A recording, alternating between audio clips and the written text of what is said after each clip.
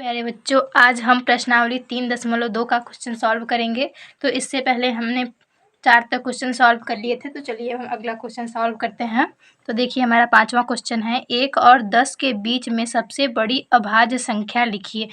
तो देखिए इसमें क्या कहा है कि 1 और 10 के बीच की सबसे बड़ी अभाज्य संख्या लिखना है। तो हमें 1 से 10 के बीच की सारी पहले अभाज्य संख्याओं को लिख लेते हैं, फिर उसके बाद हम देखेंगे उसमें से सबसे बड़ी कौन सी है। तो देखिए 2, 3, 5, 7 ये हमारी 1 से 10 के बीच की सभी अभाज्य संख्याएं हैं।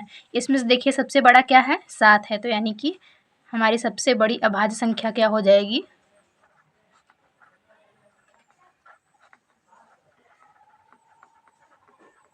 सबसे बड़ी अभाज्य संख्या क्या हो जाएगी, 7। तो यही हमारा आंसर हो जाएगा। चलिए हम अगला देखते हैं। तो ये है, निम्नलिखित को 2 विषम अभाज्य संख्याओं के योग के रूप में व्यक्त कीजिए। मतलब ये जो हमारी संख्याएं दी गई हैं, इनको 2 विषम अभाज्य संख्याओं के रूप में लिखना है। यानी कि हम 2 विषम अभाज्य संख्याओं को लें और उनको जोड़ें तो इनके बराबर आना चाहिए। तो चलिए हम लिखते हैं। तो देखिए 44 से छोटा क्या अभाज्य संख्या क्या होगी, हमारा 41 हो जाएगा। और 41 में अगर हम 3 जोड़ देंगे तो हमें 44 मिल जाएगा। और ये भी हमारी अब विषम अभाज्य संख्या है और ये भी हमारी विषम अभाज्य संख्या है। चलिए अब हम इसको करते हैं 36 को। तो 36 से छोटी अभाज्य संख्या क्या होगी, हमारी 31 होगी। तो 31 में अगर हम 5 जोड़ देंगे तो 36 हो जाएगा।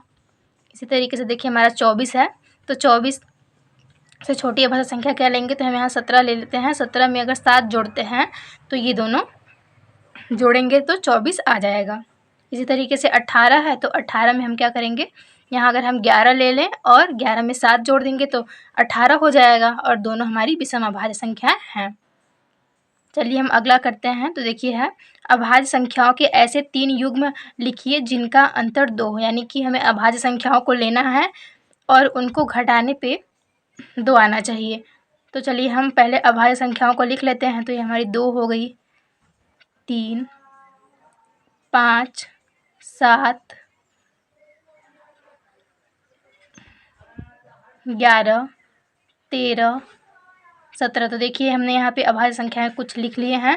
तो इनको अब देखिए हम घटाते हैं और देखते हैं कि 2 आना चाहिए। तो देखिए 5 में से अगर 3 घटाएंगे तो हमें 2 मिल जाएगा। तो देखिए ये एक युग्म हमें मिल गया है।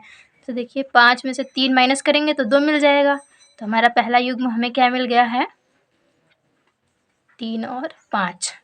फिर उसके बाद देखिए अगर 7 में से हम 5 घटाएंगे तो भी हमें 2 मिल जाएगा। तो यहाँ अगर 7 में से 5 माइनस करेंगे तो 2 हो जाएगा। तो इसको हम मिल जाएगा हमें 7 और 5। फिर उसके बाद देखिए यहाँ पे 13 में से अगर 11 घटाएंगे तो भी हमें 2 मिल जाएगा। तो देखिए 13 माइनस 11 करेंगे तो यहाँ 2 हो जाएगा। तो ये भी हमें मिल गया, 13 और 11। तो यही हमें 3 युग्म देखना था कि उनको घटाने पे 2 आए और वो दोनों क्या हो, संख्याएं अभाज्य संख्याएं हों।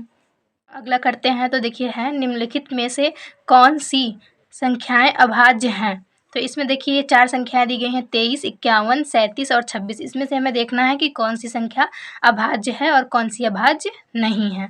तो देखिए 23 हमारा किसी के पहाड़े में नहीं आता है। इसका मतलब ये हमारी अभाज्य संख्या है,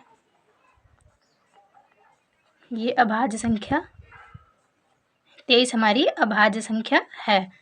फिर उसके बाद देखिए 51। तो 51 हमारा आता है। तो ये हमारी अभाज्य संख्या, अभाज्य संख्या नहीं है। और 37 देखिए किसी के भी पहाड़े में नहीं आता है। तो ये अभाज्य संख्या है। और 26 देखिए हमारा आता है, 2 के पहाड़े में आता है। इसी तरीके से और कई पहाड़े में आता है। तो ये हमारी अभाज्य संख्या नहीं है।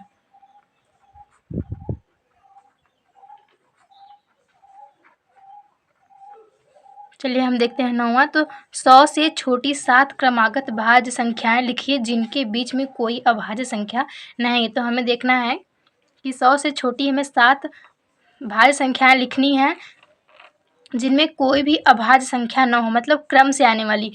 तो देखिए क्या हो जाएंगी, 90, 91, 92, 93,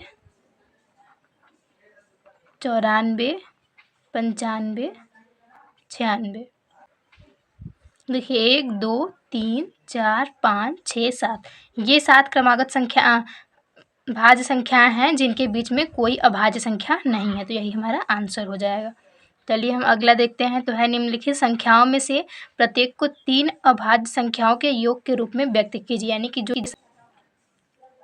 ये हमारी संख्याएं दी गई हैं, इनको हमें 3 पार्ट में तोड़ना है, वो भी देखिए अभाज्य संख्याओं के रूप में। यानी कि हमें 3 अभाज्य संख्याएं लेनी है और उनको जोड़ना है और इनके बराबर लाना है। तो चलिए हम जोड़ते हैं। तो देखिए सबसे पहले हम यहाँ अगर 3 ले लें तो 3 हमारी अभाज्य संख्या है, और 7 ले लें और 11, तो 7 3 10 और 11 जोड़ देंगे तो कितना हो जाएगा, 21 हो जाएगा। इसी तरीके से देखिए 31 है, 31 अगर हम 3 ले लें, देखिए यहाँ हो जाएगा हमारा 17 + 11, तो देखिए 17 और 3 20 हो जाएगा, और 20 में 11 जोड़ेंगे तो 31 हो जाएगा। और यहाँ पे हो जाएगा 11 + 19 + 23, तो देखिए 9 3 12 हो जाएगा, और 12 1 13, 2 1 3, 3 1 4, 1 5, तो यहाँ 53 हमें मिल जा रहा है। और फिर यहाँ पे क्या हो जाएगा, 7 + 13 + 41, तो देखिए 13 7 20 हो जाएगा, और 20 में से 41 जुड़ेगा तो कितना हो जाएगा, 61। तो देखिए ये हमारा हो गया। चलिए हम अगला करते हैं। तो देखिए 20 से छोटी अभाज्य संख्याओं के ऐसे 5 युग्म लिखिए जिनका योग 5 से विभाज्य हो। तो देखिए सबसे पहले हम 20 से छोटी अभाज्य संख्याओं को लिख लेते हैं। तो यहाँ हो जाएगा 2 3 5 7 11 13 17 और 19। देखिए इसको हमने लिख लिया है। तो हमें यहाँ क्या कहा है, 20 से छोटी अभाज्य संख्याओं के ऐसे 5 युग्म लिखिए जिनका योग 5 से विभाज्य हो। यानी कि हमें अभाज्य संख्याओं को लेना है और उनको जोड़ना है, और देखना है कि वो 5 से विभाजित हैं कि नहीं है। तो हमें जो 5 से विभाजित होंगी उनको यहाँ पे लिखना है, और ऐसे ही करके 5 जोड़े हमें लिखने हैं। तो चलिए देखते हैं। तो 3 में 2 जोड़ जाएगा तो 5 हो जाएगा। तो देखिए 2 + 3 तो 5। तो देखिए 5 हमारा 5 से विभाजित है, 5 × 5 ये कट जाएगा, तो 1 हमारा ये हो गया। फिर उसके बाद हम लिखते हैं, फिर उसके बाद देखिए हम जोड़ेंगे 7 और 3, 7 और 7 में 3 जोड़ देंगे तो कितना हो जाएगा, 10 हो जाएगा।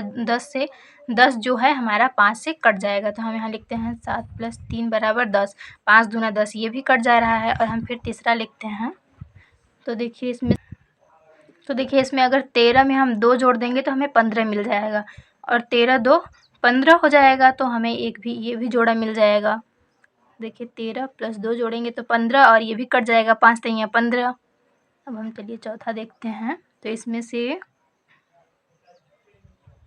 देखिए 17 में अगर हम 3 जोड़ दें तो 17 और 3 जोड़ेंगे तो कितना हो जाएगा, 17 3 जोड़ेंगे तो 20 हो जाएगा, और 5 चौके 20, ये भी 5 से विभाज्य है। चलिए हमें देखना है, हो जाएगा, और 5 चौके 20, ये भी 5 से विभाज्य है। तो देखिए हम 5 में 5 को जोड़ दें, 5 को 5 में जोड़ देंगे तो हमें 10 मिल जाएगा, ये भी हमारा 5 से विभाज्य है। तो यही हमारा आंसर हो जाएगा। यानी कि हमें ये जोड़े मिल गए, 2 3 7 3 13 2 17 3 और 5 और 5। तो यहाँ देखिए हमें मिल गए हैं 2 3 7 3 13 2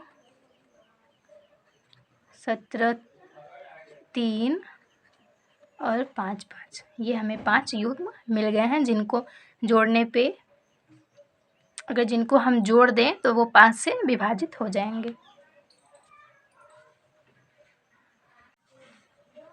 तो चलिए हम अगला क्वेश्चन देखते हैं। तो यहाँ पे है, निम्न में रिक्त स्थानों को भरिए। तो यानी कि देखिए ये पे हमें दिया है और इनको हमें भरना है। वह संख्या जिसके केवल 2 गुणनखंड हों। देखिए ऐसी संख्याएं जिनके केवल 2 गुणनखंड होते हैं क्या होती हैं, वो अभाज्य संख्याएं कहलाती हैं। अभाज्य संख्या वह संख्या जिसके 2 से अधिक गुणनखंड हो एक भाज्य संख्याएं कहलाती हैं। तो यहाँ हो जाएगा भाज्य संख्याएं। एक न तो भाज्य न ही अभाज्य संख्या है। देखिए, एक न हमारी तो भाज्य संख्या है, न ही अभाज्य संख्या है। चलिए हम देखते हैं सबसे छोटी अभाज्य संख्या। तो सबसे छोटी अभाज्य संख्या क्या है? 2 है। सबसे छोटी भाज्य संख्या, सबसे छोटी भाज्य संख्या क्या है? 4 है। और सबसे छोटी सम संख्या क्या है? 2 है। क्योंकि हमारी सम संख्याएं कहाँ से शुरू होती हैं? 2